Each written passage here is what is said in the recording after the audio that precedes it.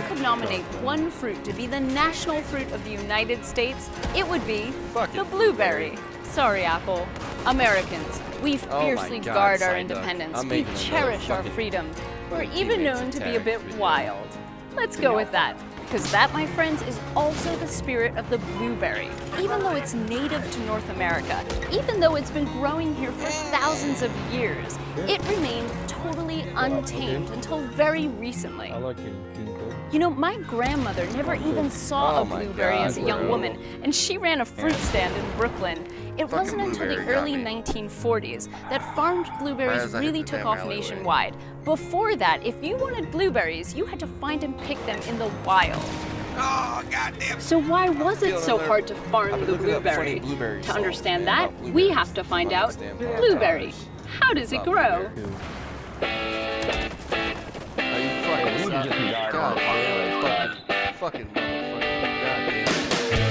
Our investigation starts in the storied Pine Barrens of New Jersey, whose official state fruit is the blueberry. This is Whitesbog Village, the birthplace of the global blueberry business. Today, it's a National Historic Site and home to a big annual blueberry festival. A century ago, it was the first place anywhere to commercially farm the highbush blueberry. Wait, stop the music. We're not going to whitewash history.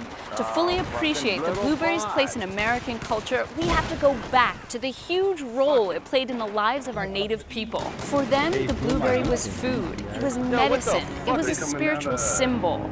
In fact, they called them starberries for their perfect five-pointed star at the blossom end. They were a gift from the Great Spirit.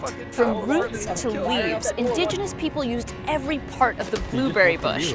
They brewed a tea for women in childbirth. They boiled the blueberries down into a thick cough syrup. They also dried them so they could be eaten through the long, lean winter months.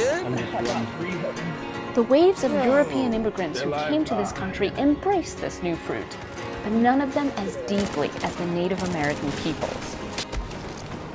It wasn't until 1911 that blueberries got serious attention again, this time from the daughter of a cranberry farmer. She lived right here at Whitesbog, then New Jersey's largest cranberry farm. Elizabeth Coleman White, a heroine in the male-dominated stories of American agriculture. She had the vision to expand her father's cranberry operation to include blueberries in the summer. And so she invited Frederick Koval, a botanist who had just made a groundbreaking blueberry discovery. Previously, people had dug up wild blueberry bushes and replanted them in their best soil. They nurtured them like they would any other fruit crop, only to watch them die. Koval figured out a strange but fundamental secret. Blueberries demand highly acidic soil that can't support most other crops. And Jersey's barren pinelands were perfect for blueberries. They grew wild everywhere. But farming is all about growing a consistent crop. So White and Koval set out to find the best of the wild blueberries that they could then cultivate and eventually crossbreed. I should probably note here that there's not just one kind of blueberry. Just like there are many kinds of apples, there are blueberries with different colors, sizes, tastes, and textures.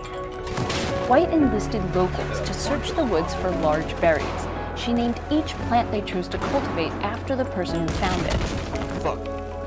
Now, to grow a whole field of rubles, White and Koval use the same cloning technique that's used today. For that, we're heading to Atlantic Blueberry Company. Once the world's largest blueberry farm, it's still the largest in New Jersey. The U.S., by the way, is the worldwide leader in cultivated blueberries, while Canada is tops for wild ones. What's the difference?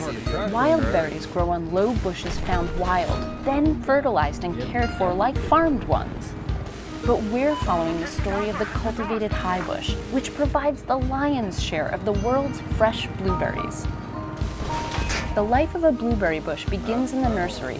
Small cuttings from a chosen variety are planted and nurtured until they're strong enough to be transferred to the field.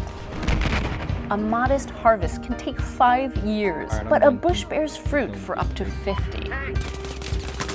Blueberries are born in the spring after the bushes bloom with bell-shaped flowers. You can see that star shape at the tips of their petals. When the berries emerge, they're the lightest of green. Then they deepen into reddish pink, and finally into their famous dusty blue. To extend the season, most farms grow at least 3 different blueberries, ones that ripen early, mid-season, and late. So if you think your blueberries taste different throughout the summer, you're